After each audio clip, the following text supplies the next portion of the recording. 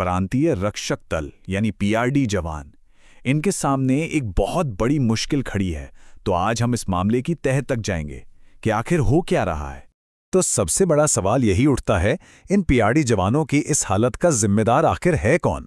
कुछ गिने चुने अधिकारी या फिर पूरा का पूरा सिस्टम ही खोखला हो चुका है? देखिए, ये मामला सिर्फ जवानों का नहीं है। ये उस सिस्टम पर एक बड़ा सवाल खड़ा करता है जो उन्हें सपोर्ट करने में ऐसा लगता है बार बार फेल हो रहा है। तो चलिए पर्दा उठाते हैं। क्या ये कुछ लोगों की गलती है या पूरी की पूरी व्यवस्था ही चरमरा गई है? इस पूरी प्रॉब्लम को समझने के लिए हमें एक सिस्टम को समझना होगा। एक ऐसा सिस्टम जो जवानों की ड्यूटी को ही दो अलग अलग हिस्सों में बांट देता है, और बस यहीं से सारी परेशानियां शुरू हो जाती हैं। और इसी को कहते हैं ड्यूटी का दोहरा मापदंड। ये ड्यूटी बांटने का तरीका ही इन जवानों के बीच एक ऐसी खाई खोद रहा है जिसे भरना मुश्किल हो रहा है। तो देखिए, ये सिस्टम चलता कैसे है। मोटा मोटी दो तरह की ड्यूटी हैं।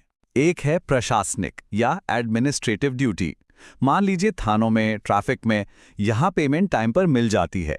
और फिर आती है दूसरी प्राइवेट ड्यूटी, जहाँ पेमेंट कब मिलेगी, मिलेगी भी या नहीं, इसकी कोई गारंटी नहीं है। तो सोचिए, जब सिस्टम ही ऐसा हो जिसमें इतनी कमी हो, तो होता क्या है? सीधी सी बात है, इससे मनमानी और भेदभाव के दरवाजे खुल जाते हैं। आरोप ये लगते हैं कि डिपार्टमेंट के अधिकारी इस सिस्टम का पूरा फायदा उठाते हैं। अपने पसंदीदा जवानों को प्रशासनिक ड्यूटी दे दी जाती है ताकि उनकी पेमेंट टाइम पर हो जाए, और बाकी जवानों को उन ड्यूटीज पर भेज दिया जाता है जहां पैसों का कोई अता पता ही नहीं। आइडियल सिचुएशन क्या होनी चाहिए थी? बिल्कुल सिंपल, सभी जवानों को पेमेंट एक ही डिपार्टमेंटल बजट से मिले।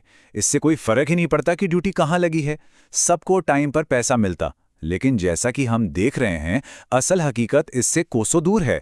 ऐसा नहीं है कि इस प्रॉब्लम को सुलझाने की कोशिश नहीं हुई। एक टेक सोल्यूशन लाया गया, एक सॉफ्टवेयर बनाया गया, लेकिन उसकी कहानी भी बड़ी अजीब है। तो हुआ ये कि एनआईसी यानी नेशनल इंफॉर्मेटिक्स सेंटर ने एक सॉफ्टवेयर बनाया। प्रॉमिस ये था कि ड्यूटी बिल्कुल फेयर तरीके से एक रोस्टर के हिसाब से लगेगी और जवानों को 2-3 दिन पहले एसएमएस भी आ जाएगा। और पता है क्या, 1 महीने तक ऐसा हुआ भी, लेकिन फिर अचानक एसएमएस आने बंद हो गए। आज ये सॉफ्टवेयर काम कर भी रहा है या नहीं, किसी को नहीं पता। तो इन सारी सिस्टम की गलतियों का, इन नाकामियों का इन जवानों पर क्या असर पड़ रहा है, उनकी जिंदगी पर क्या बीत रही है? उनके ही शब्दों में, यह हालत सिर्फ लाचारी नहीं है, बल्कि इससे कहीं बढ़कर है। 2020 ये साल याद रखिए। कई जवानों का पेमेंट इस साल से या कुछ मामलों में तो उससे भी पहले से अटका हुआ है। जरा सोचिए, सालों साल बिना सैलरी के काम करना कैसा होता होगा। तो जाहिर है, इन सब के चलते जवानों में गुस्सा है, फ्रस्ट्रेशन है, बहुत ज्यादा असंतोष है। वो मजबूर महसूस करते हैं। आखिर करे भी तो क्या?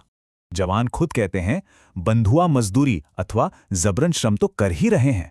ये उनके अपने शब्द हैं, और ये शब्द अपने आप में पूरी कहानी बयान करते हैं कि वो कितने परेशान और हताश हैं।